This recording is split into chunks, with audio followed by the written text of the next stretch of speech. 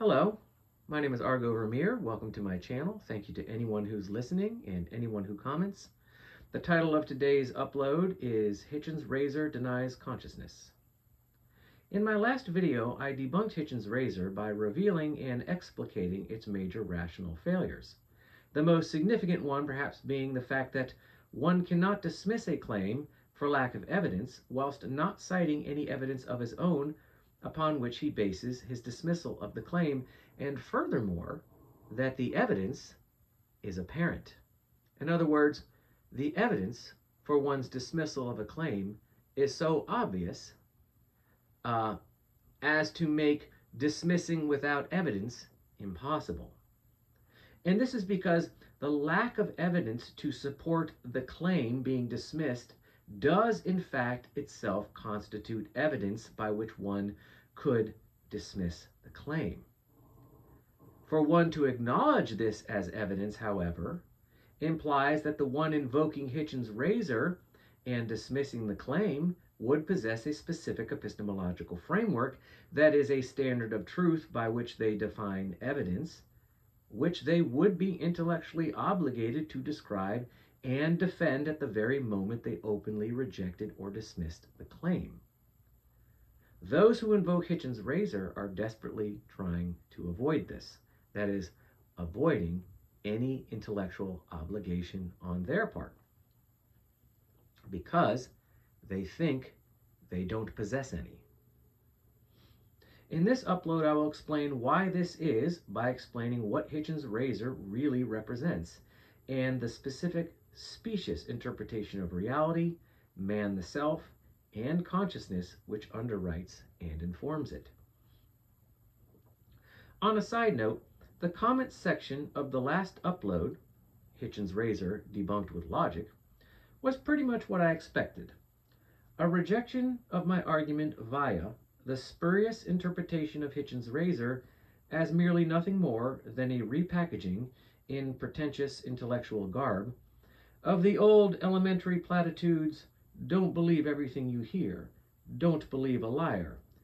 It's sometimes best to reserve judgment," or "sometimes a healthy dose of skepticism is a good thing." Hitchen's razor simply does not represent this kind of perfunctory grade school logic.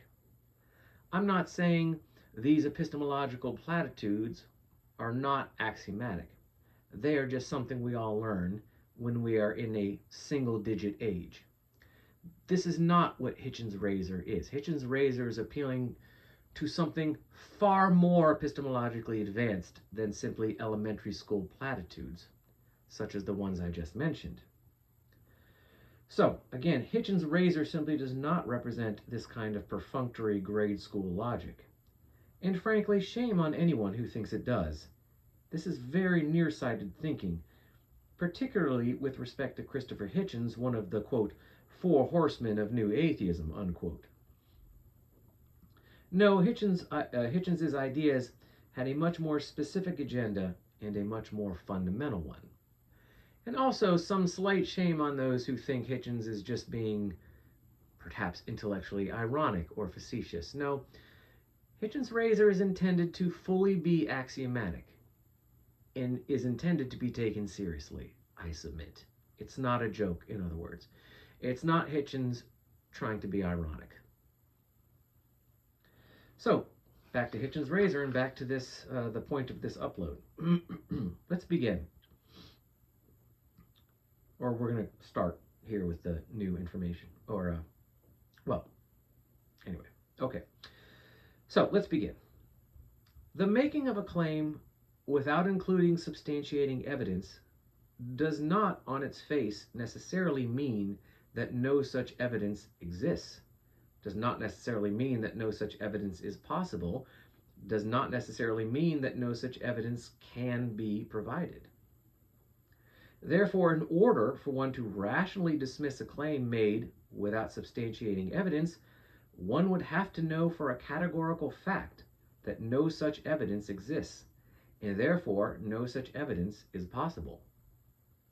To dismiss a claim without knowing this for a fact makes the dismissal fundamentally unjustified and therefore invalid.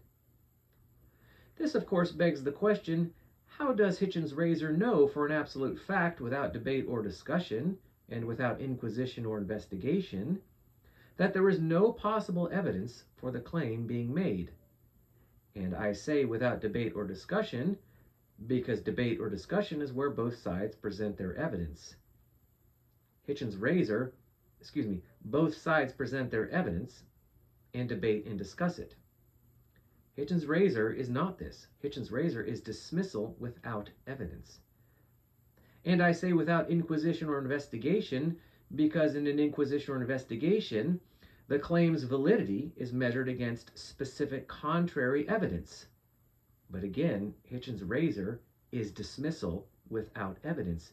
So I ask again, how does Hitchen's razor know for an absolute fact without debate or discussion and without inquisition or investigation that there is no possible evidence for the claim being made?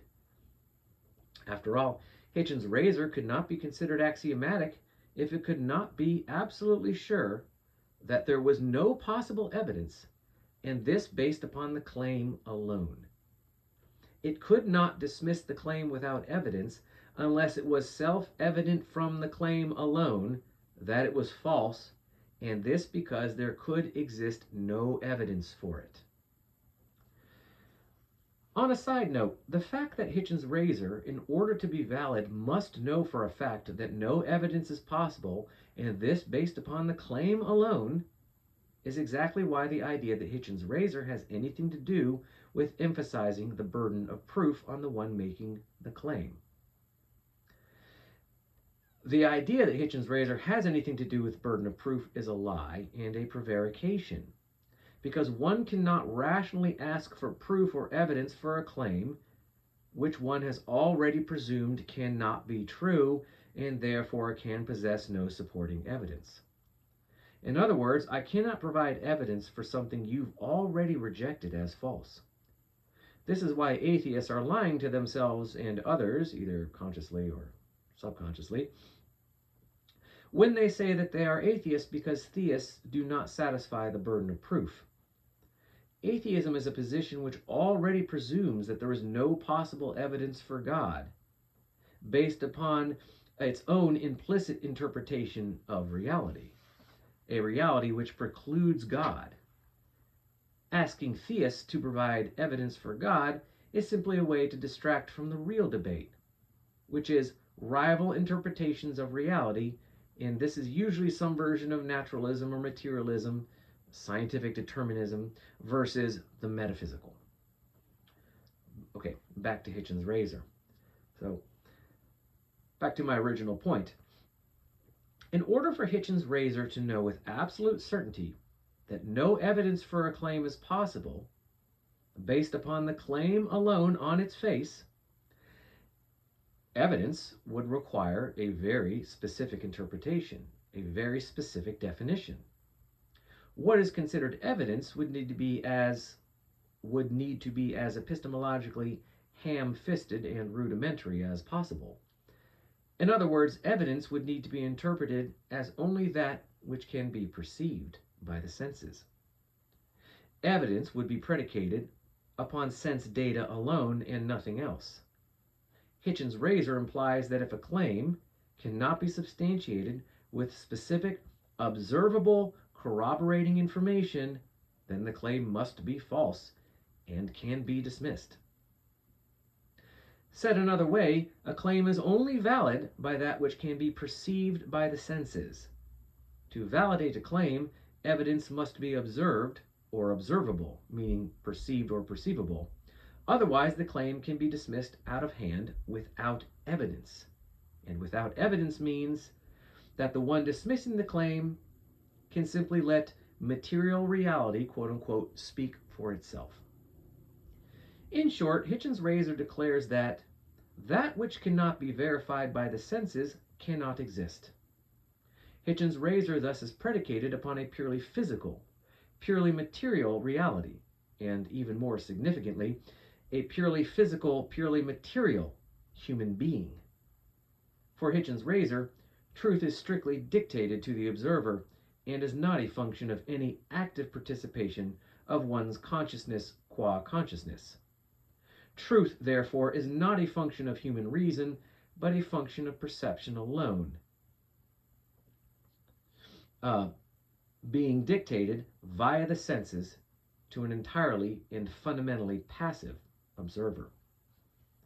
Thus, when Hitchen's razor declares that a claim can be dismissed without evidence, it means that the one dismissing the claim does not need to provide specific perceivable counter-information in support of a contrary position, because material, physical reality is counter-evidence enough. A claim made without evidence is one which is unsubstantiated by reality itself. One therefore is not required to do anything specific or active to refute the claim, but merely allow reality to, again, speak for itself.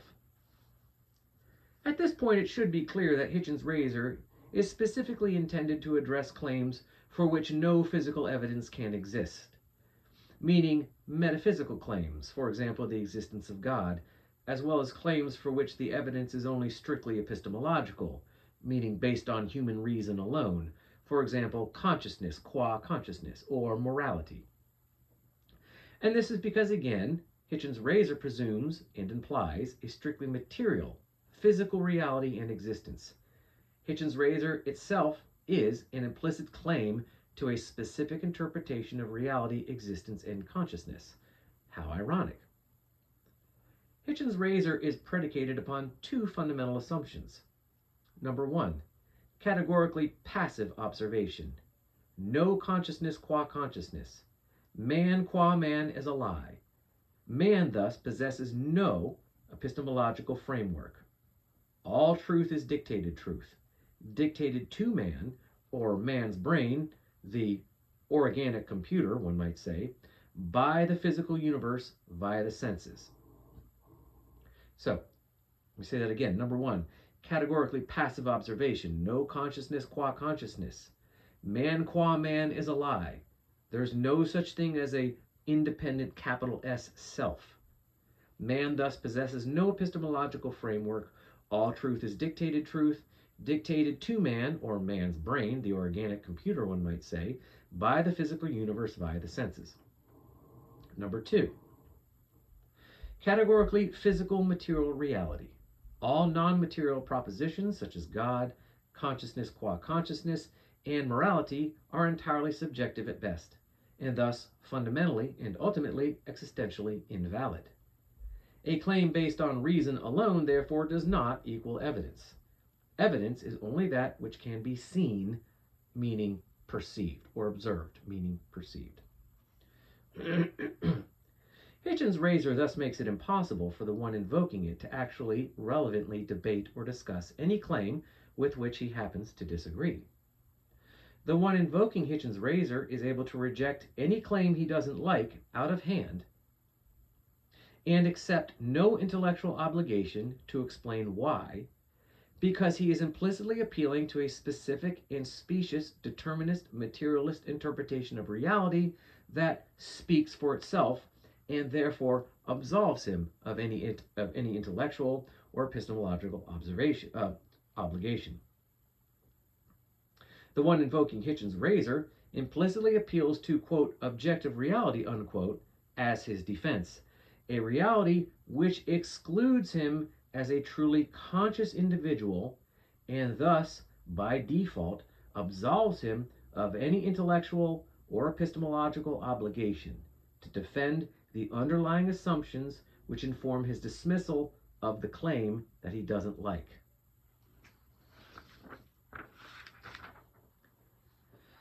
Hitchen's razor is a tautological dismissal for dismissal's sake. Period. Full stop. And it does so by outsourcing man and his mind to a purely physical, material, and deterministic reality. That is, Hitchen's razor is dismissal without any intellectual obligation, or Hitchen's razor is the dismissal of a claim without Hitchen's razor is a dismissal of a claim without any intellectual obligation by implying that both the one making the claim and the one dismissing it do not actually exist as such. bodies and brains, but no self, no real consciousness, no one actually there. Anyone who invokes Hitchen's razor should be seen as one who is positing a very specific and very arguable interpretation of reality, one where no individual actually exists as such on any real conscious level. This person should be held intellectually liable for such a premise, and if he refuses to defend it, he should be seen as one who simply refuses to think, and therefore has forfeited his right to either accept or dismiss any claim of any kind at all. Do not deal with that man on any intellectual level. That man is delusional. And I think that's it. So hopefully this was interesting and informative. Thank you very much. Again, my name is Argo Vermeer. This is my channel. Please like and subscribe if it's interesting, educational, etc. to you, and feel free to comment. Thank you for your time and attention. Thank you for all your comments. Yeah, and I think that's it. So until I talk at you next time, be well, take care, and yeah, see you later. Bye.